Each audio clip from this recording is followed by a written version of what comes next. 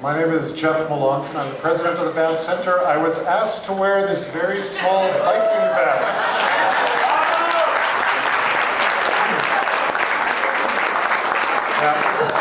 Next time, Viking vest and a Speedo will be the request. Anyhow, welcome to the Banff Centre. This is a little snug, but others can try it on later. The Banff Centre, as many of you will know, is the world's largest arts and creativity incubator. We have 4,000 artists through the centre every year who develop groundbreaking world premiere art every day. So you are at the hub of one of the world's major centres for creativity. In addition to that, this space is often used by mathematicians. We have 2,000 mathematicians through the space, 2,000 business leaders. So we do lots of crazy stuff at the Banff Centre, and it's a delight for us to be able to host you as part of the Banff World Media Festival tonight. It's my great pleasure to be able to introduce one of Canada's, if not the world's, great cultural champions, our Minister of Culture in Alberta, the Honourable Heather Klimchuk. Heather.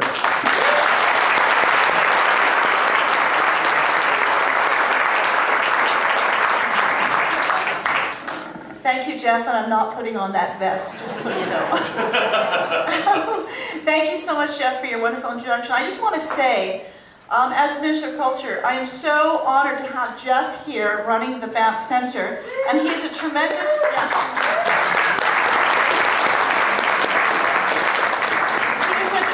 visionary, and he always makes all the connections that you see here. So thank you for taking the time to come from the Banff Springs to be here for this very special presentation. So it's great to welcome all of you to the Banff Centre and the session featuring History Channel's new hit series, Vikings. I'd like to extend a special welcome to this evening's panelists, including our special guests all the way from Ireland. And thanks to the Irish Film Board in helping arrange this wonderful session as well. And again, it's a pleasure to be here and bring greetings on behalf of Premier Redford, our wonderful Premier of Alberta. I always love spending time with this superb facility whose mission is inspiring creativity, and they take that quite literally. At the Banff Centre, as Jeff said, exceptional artists and leaders from around the world regularly create and perform new works of art, share skills and knowledge in an interdisciplinary environment, and explore ideas to develop solutions in the arts and leadership. It's both an educational and cultural institution, as well as an international conference centre. So the Banff Centre is more than an appropriate host for this evening's session. It's perhaps the most ideal setting. The Government of Alberta recognizes the importance of working creatively and innovatively together to form collaborative industry partnerships, connections, and relationships. And these assets speak directly to the ongoing growth, sustainability, and success of the film, television, and digital media industry, but also to the strength, quality of life, and connectivity in all of our communities.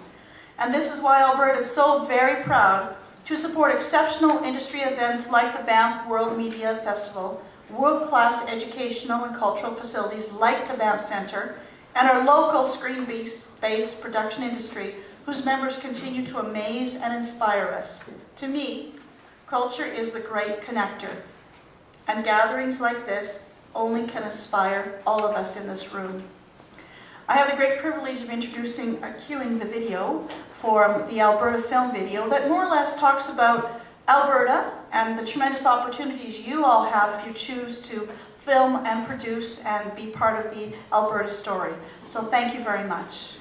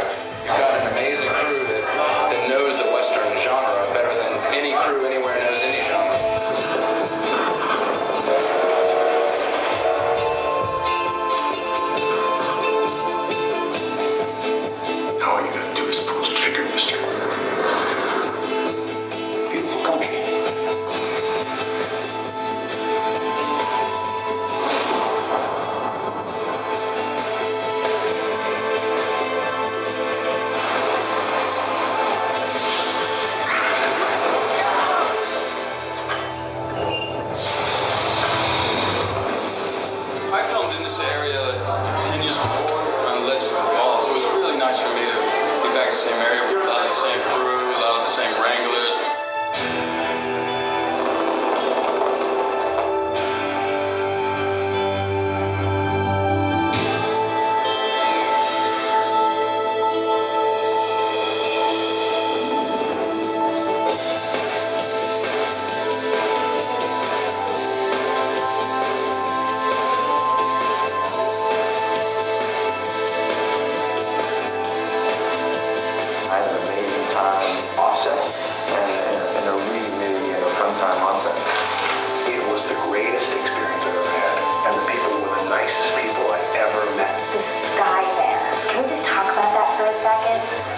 Unbelievable.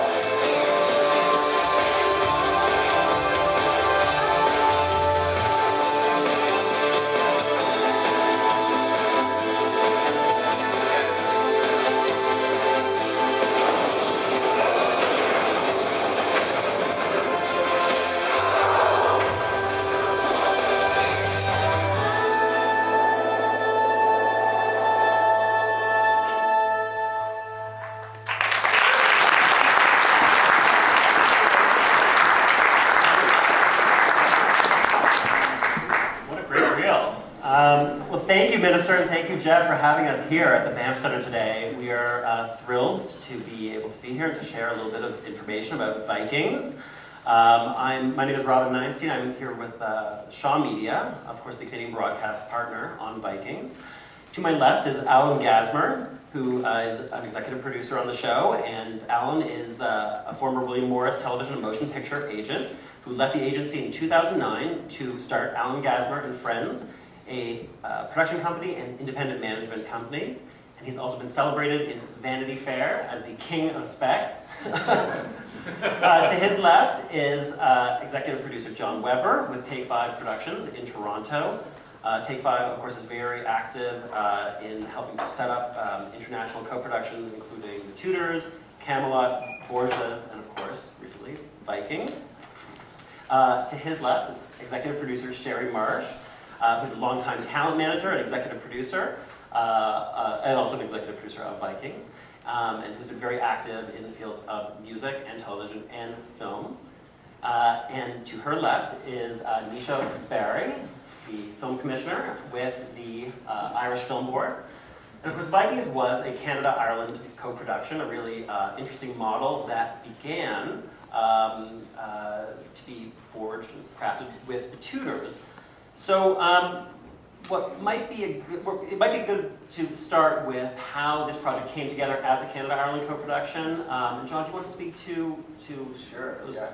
I mean, as Robin alluded to, we had a long-standing relationship with our partners in Ireland from the Tudors. We produced 4 seasons of that series with them. We then moved on to co-producing Camelot.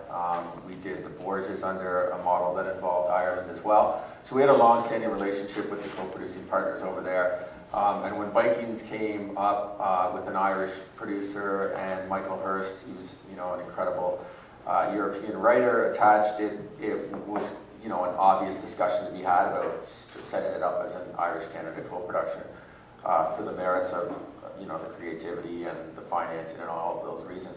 So that's what we did. We structured a co-production agreement. We then built out a producing team, and we took it out and put the pieces of the financing together by selling it internationally, and of course, into Canada to Shaw Media and putting our financing partners together. So it takes a village to make a show this big.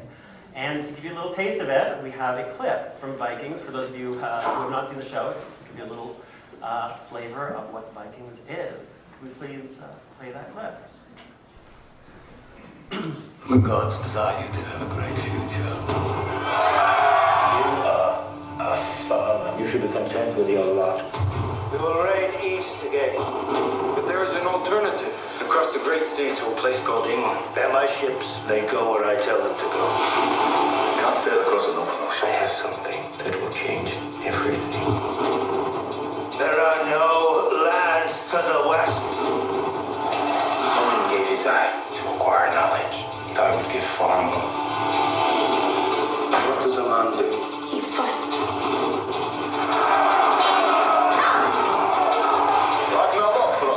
sail west and found land and plunder, and we salute and praise you. You understand that all this belongs to me. In the name of God, who are you? This is not the end. It's just a beginning.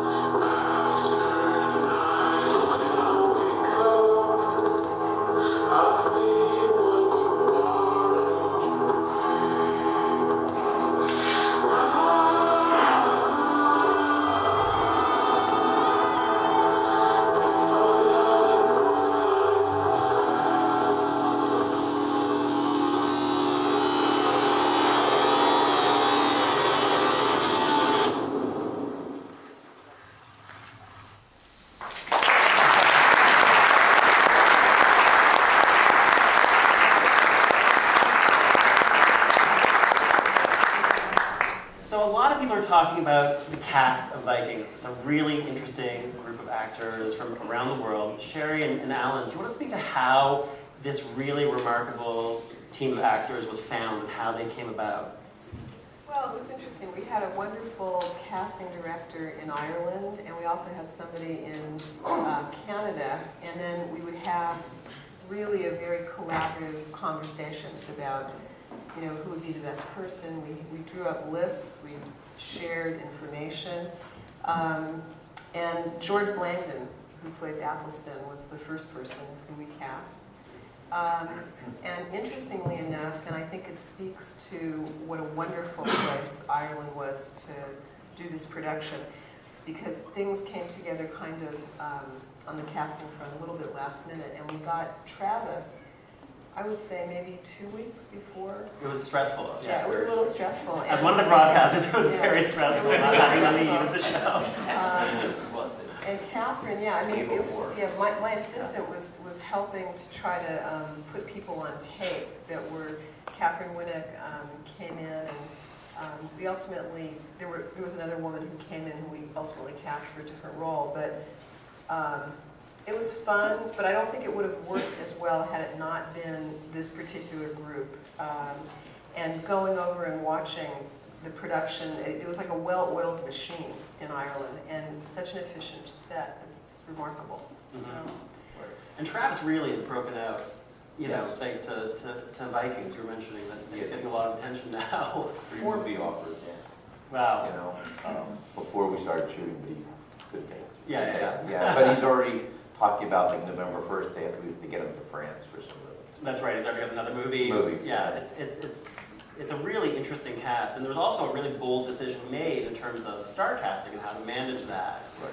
Of course, you know, a lot of times you will imagine that you know, star cast the lead role, but that wasn't the case here. Can you talk a little bit about what the strategy was? I think the strategy was that that Vikings was going to be the star of the show, and that it was really in the same way that I think the Tudors really, I mean, Henry Cavill, who's now Superman, I don't think anybody really knew who he was until Tudors. And I think that it's been a real launching pad for everyone that's been involved. You know, George had a role in Les Mis. Clive has had some activity. I think that we wanted to try to anchor having, you know, Gabriel's role be a role that we could get an actor that would have a worldwide reputation and would add some gravitas to the piece and do it in such a way that and then we could have him come in and not have to have a 5-year commitment. Yeah. So it works. And those are very difficult deals to do. Yeah. And people were shocked when we killed him off in episode 6. Mm-hmm. It's like, oh, spoiler! Hopefully you've seen sorry. Well, that's okay. It's out there. I'm sorry. It's out there. I figured everybody was there's somebody getting it. Well, it was bold. We killed him. Yeah, it was bold. It was. Yeah. But I think that was part of what was exciting about the first season is there were a lot of really bold choices in terms of that kept the audience on their feet. Well, the beauty is with the world television marketplace changing, there are no rules anymore. You know, these shows there's so many outlets for different kinds of material, and the old ways of the way the broadcast networks used to do things is out the window because everybody's competing with eyeballs, worldwide eyeballs, on every different kind of device. And it's been an overwhelming experience going through it because, as Sherry said, Vikings was the concept. Now, how do we drill down to who our characters are and how do we make them memorable? And on that front, of course, the show has resonated really wonderfully with audiences. It's been the #1 news cable drama of the year in both Canada and the United States. The reach of the show has been enormous. I think 70 million people, it touched 70 million people in the States at some point, sampled the show and enjoyed an average of 4.3 million viewers a week. Nearly 1 million viewers here in Canada for Shaw Media, so we were ecstatic. What do you think is resonating in this depiction of the Vikings with audiences? Well, personally, I think that it's the first time that people get a sense of this culture beyond, you know, the image of people wearing, you know, hats with horns, and that, you know, women, I think, have an important place in the Viking culture, and they certainly also, they just didn't pillage and plunder. There was more to that. And I think that Michael Hurst is such a wonderful storyteller. He's done a marvelous job of marrying history and making it entertaining and relevant. And there's nothing that's gratuitous in it. I think part of why it's resonated is because when people watch historical dramas, they sort of unconsciously insert themselves into some of these characters. Like, what would I have done had I been in this character's position? And it's sort of, you sort of act it out like, wow, look what he did, would I have done that? You don't say it, but you sort of formulate it in your head. So I think that's why there's a renaissance again of historical drama in all different eras that is occurring all over the world. And in America anyway, the Hatfields and McCoys sort of kicked it off, ironically, because if you said to anybody, Hatfields and McCoys, yeah, they had a feud, right? And that was it. But everybody knew it. And that was sort of the idea with Vikings. Everybody knew Vikings, but nobody really knew them. This way, you get to meet family. And I used to jokingly say, well, what's it about? It's about family. The husband goes out, he rapes and pillages, and comes home for dinner. I mean, ultimately, that's the story. Viking schmeikings, yes. How many scripts of Vikings can I read? Now, of course, mounting the show is an enormous challenge. Of course, Ireland has become a really fantastic venue for co-productions. Nisha, do you want to speak a little bit about why Ireland has been so successful in securing a lot of co-productions and some of the unique aspects of Ireland that make it such a great partner on these kinds of big historical dramas? Okay, yeah. I can talk about that. I mean, I think our secret is our producers. And I'm delighted that the Irish Film Board was able to bring a small delegation of Irish companies here. We have 5 companies here for the second year in a row that we've partnered with the Banff Media Festival. And, Ireland's a small country, and our film and television industry is small. Our producers in feature film, have always had to co-produce. It's really not possible to fully finance a feature film out of Ireland alone. And so our producers, since the beginning, really have had to place a great deal of emphasis on going out into the world and looking for co-funding, and looking for foreign partners, both overseas producers and TV broadcasters to partner with.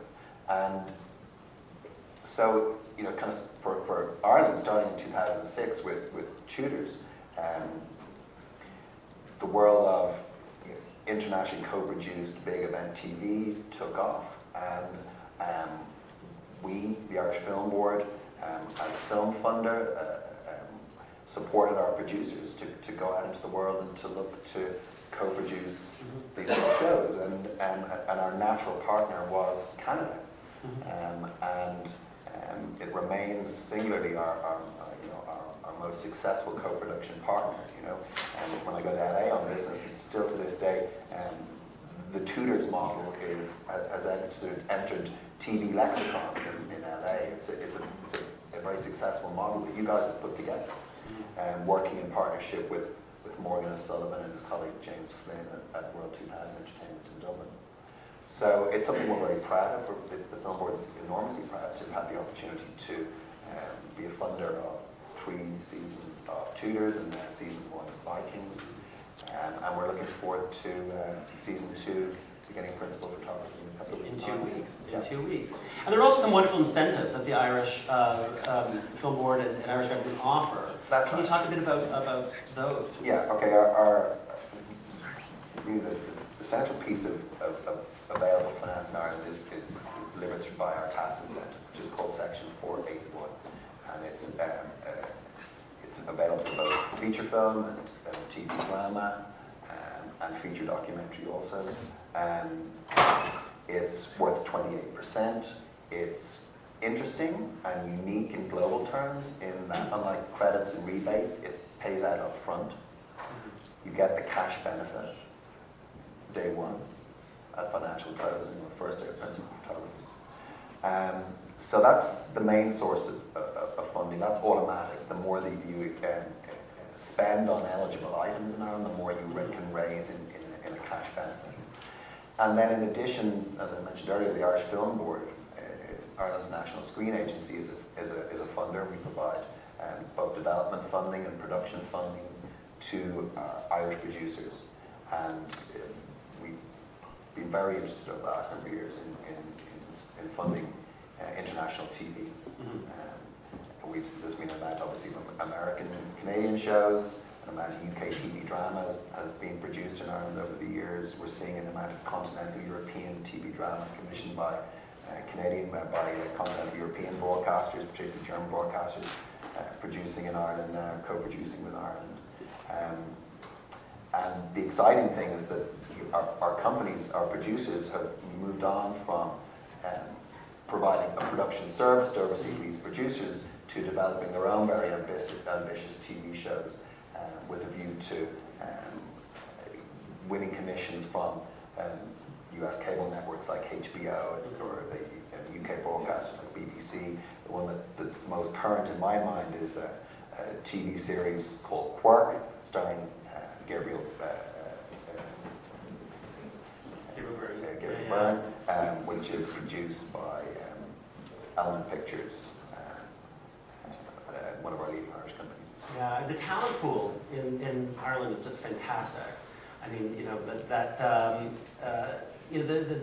John, do you want to speak a little bit about how when you do put together a co-production, you pool the talents of the different countries. How did that manifest specifically in Vikings, for example? Yeah, under a treaty agreement, there are specific minimum thresholds of contribution you have to put towards the production, whether it's financing or cast or creative elements in the show. So, the series is populated with obviously Europeans, but also a number of Canadians, Canadian cast, Catherine Winnick, Jesselyn Gilsig, and Donald Logue. We have a number of Canadian directors, the cinematographer is Canadian, all of the editors are Canadian, the music composer is Canadian, all the sound mixing is Canadian. If you watch that opening sequence there with all the crows, and I mean the number, I think there were 600 visual effects shots, which were all done by Canadian companies. So it's a significant contribution, by the Canadians in addition to the Irish and the European elements on the show. And I think that's where, when you look at a co-production, putting it together, sure, there's money, but there's also, pooling of resources. There's access to the whole world's talent pool, and I think that manifests on a big series like this, where you can attract talent from all over the world. And that's one of the benefits of it for sure. Yeah, Vikings shoots in Ireland, and all the post-production is done here in Canada. And it's interesting when you see the show, because you don't realize sometimes how much post-production actually goes into creating this Scandinavian universe. And we had a clip actually that illustrates that in some interesting ways. Can we show that visual effects clip?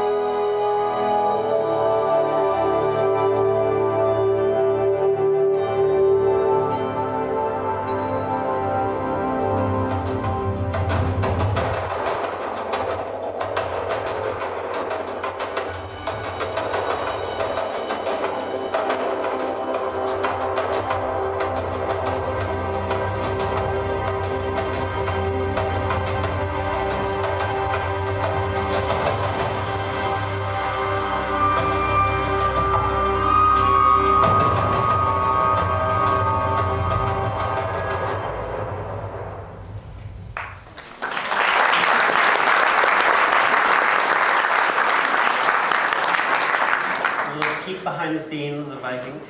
I should also share that Sheila Hawken, executive producer Sheila Hawken, who can't be here today, she oversees all of this post-production out of Toronto. She does an incredible job. It's a massive amount of work. As you can see, that's just a small piece of it.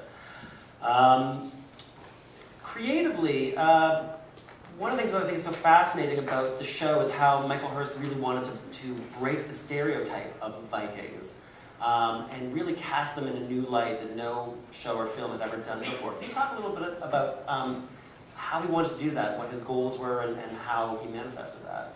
Well, I'll start. He's a historian in Oxford, and he was always fascinated with Vikings, and he wanted to show the world that the popular image of Vikings is not what everybody thinks it is. And so he dug deep into history, and because it is on the History Channel, you can tell us how factual it is, even though we are going to do some Halloween costumes.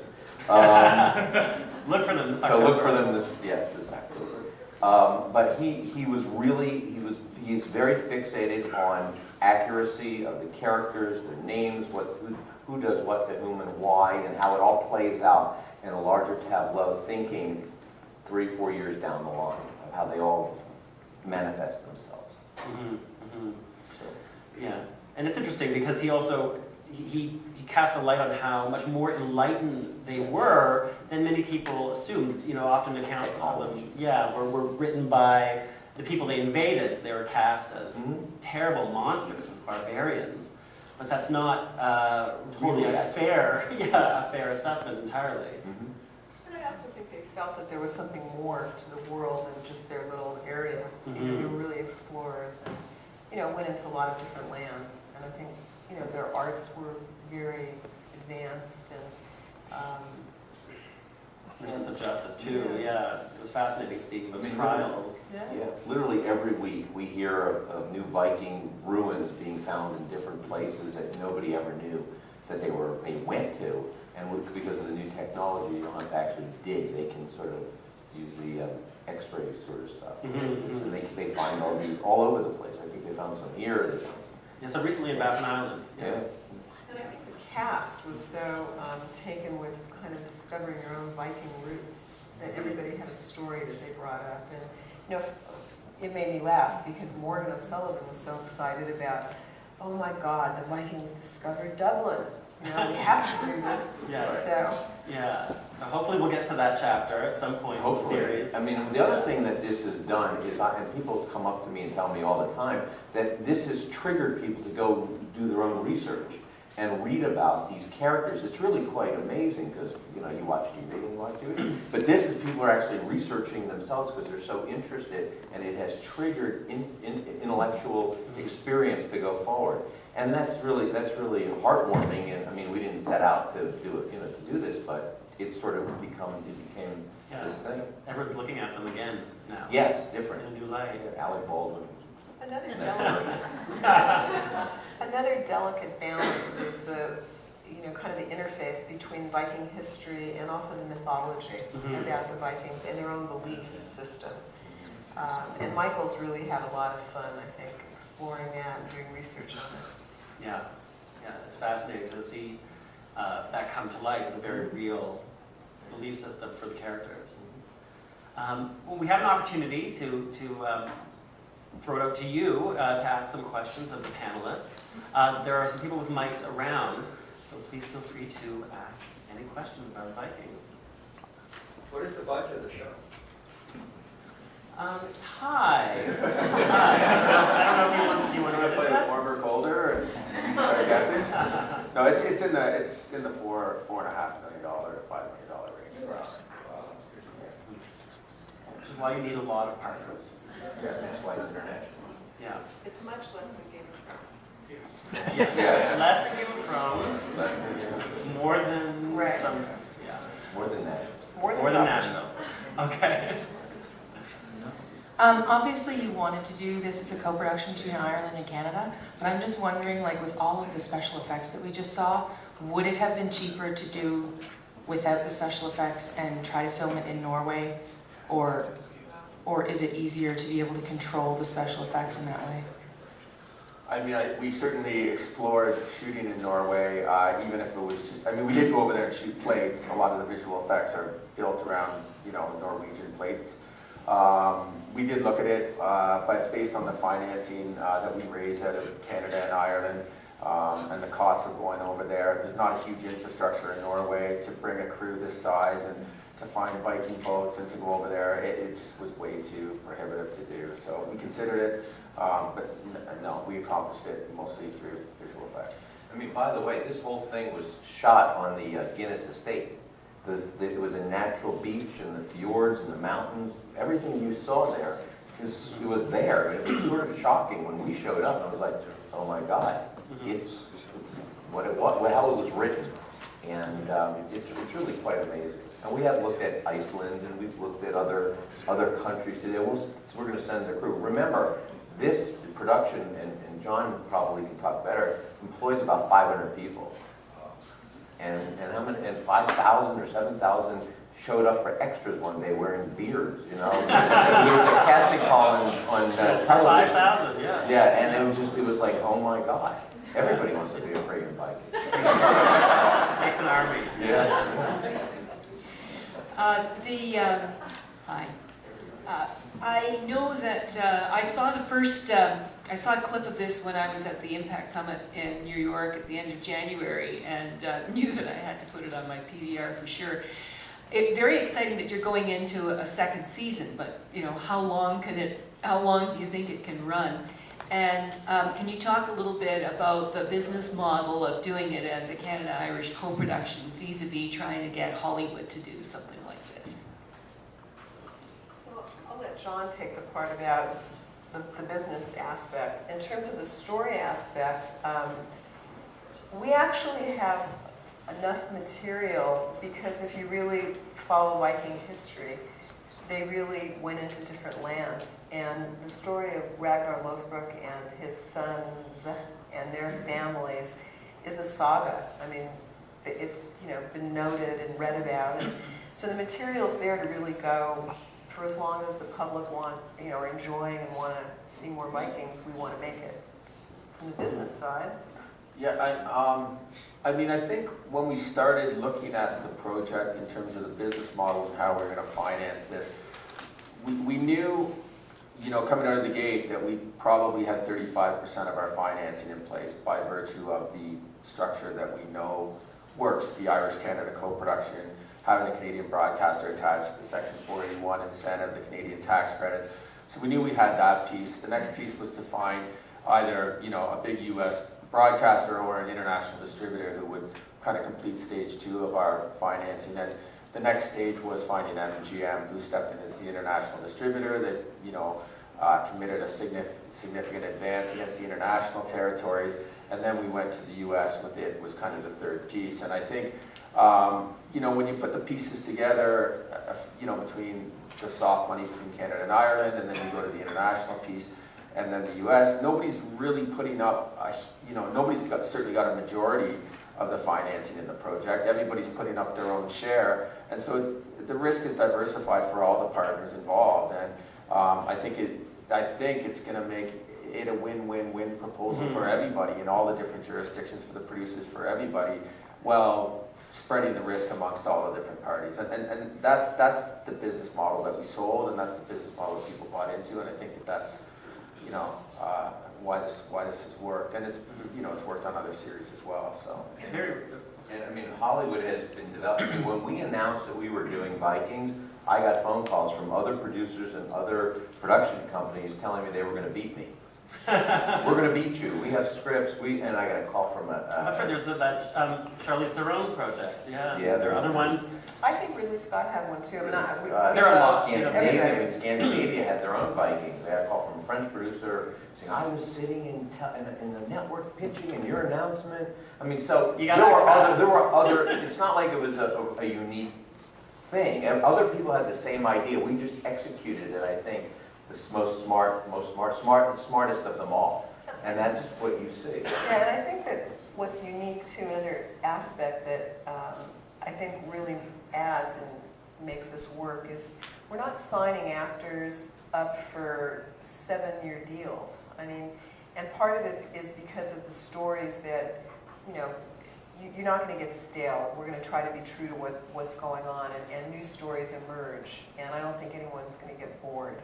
No, we've seen the scripts for the new season. Yeah, get ready. No one will be bored. How did you manage the diverging editorial ideas that all the different contributors might have had? We have one voice, Michael Hurst.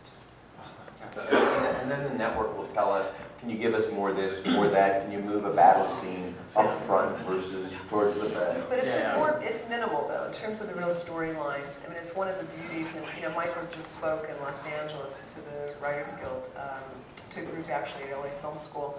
And he's talked about what a marvelous experience it's been for him to kind of see the characters grow and emerge and putting the little pieces together and being able to do that over a season. And it's not a season of 22. I mean, you know, this year we did 9, and this next season we'll do 10. And it's doable. And for him, it's, you know, like being a kid in a candy store to be able to write them all. It's a great question, though. I mean, because Thomas, you've been involved in these big treaty co-productions with many different broadcasting partners and distributors, and you've seen some that don't work as well. And it's really, I think, why this one worked so well, and it probably was the most cohesive approach of all of the co-productions we've been involved, was that was set out at the very beginning, was that Michael was going to be the voice, and it was going to be his vision. And when financiers or partners were brought on, they had to buy into that vision, and it held all the way through. Of course, there were notes from the broadcasters, but everybody, and Robin can speak to this as well. I mean, everybody, you know, knew that at the end of the day, that was the voice. I guess the idea is that if you have one big idea, like Michael's in this case, and everybody basically signs up on that. Right. And you don't have 10 people giving him notes, which was really, I mean, I think there's been previous projects where that didn't work. I mean, that Michael's also been involved with. And I think we agreed and came up with a system about how to share ideas or thoughts or notes in a way where it wasn't, you know, all of us bombarding him, but that we would talk amongst ourselves and come up with, and you know, usually it was Morgan, and you know, they've worked together a lot, and it's been very collegial, and I think he's really appreciated the process. Mm-hmm. Yeah, I've worked on a number of co-productions just on the broadcast side, and it's so important to have a really strong creative voice, centered a strong creative vision that everyone signs on to at the very beginning, and that really helps. And we try not to bombard Michael directly. We funnel all of our notes, and they collectively go to him in one direction. And he's really respectful of our opinions. Some he goes with, some he doesn't. But we really see this as a collaboration, and I think that's part of what makes it so successful. Is that there's a lot of open communication, but it's really we really respect one another's opinions, and that really helps make it successful.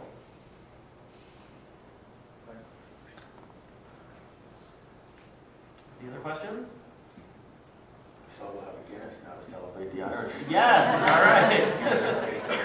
Do you have anything for next season? Yes, well, we start shooting season 2. 24th. Yes, in 2 weeks Monday. So there will be a new Canadian add to the cast. We can't say who yet. To be very excited. Yes, someone very excited. He's already a bit of a star, but he's going to be a huge star. Yes. That's all I'll say. I don't know. Anything else we can share without? It's a good question. 10 shoot days per episode. Yeah. When do we shoot it? We deliver October, September, October. Well, we deliver for an area around March. And we wrap November 1st, right? Yeah, it shoots from June through November.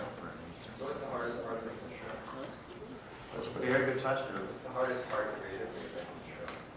The hardest part is, I would say probably getting the casting right, because where most people have opinions is what these characters really what they look like, and what will they convey to the audience. Is this guy manly enough to be a Viking? I mean, we ask those questions. Physicality was a big issue. Correct. To carry these swinging axes and stuff. Yeah, and even Catherine Winnick Catherine Winnick was she's a martial artist, so we got lucky and we cast somebody who can beat the shit out of anybody. sorry.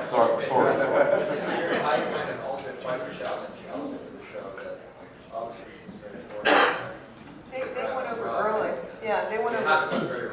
They hired people to come and work with the actors, and they did extensive training prior to starting this last season. I mean, the first season.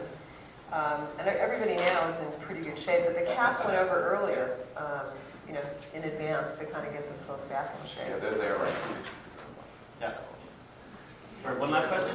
You said 10 days per episode of production. What about the special effects? Do you know how many days per episode? It's not by visual effects. I mean, I think after something is finished, it goes through a couple months of editing, and then it hits the effects shop. Gina's going like this up there. Did you know? Is that what Gina? Well, there's maybe about 20 days in there for After the lock. After the lock, but that would be not necessarily, that would be 2 episodes at a time. And it Right. varies depending on what the fight scenes. Yeah. This is Gina Vandy, also from Take 5. All right, thank you very much, everyone. It's been a pleasure.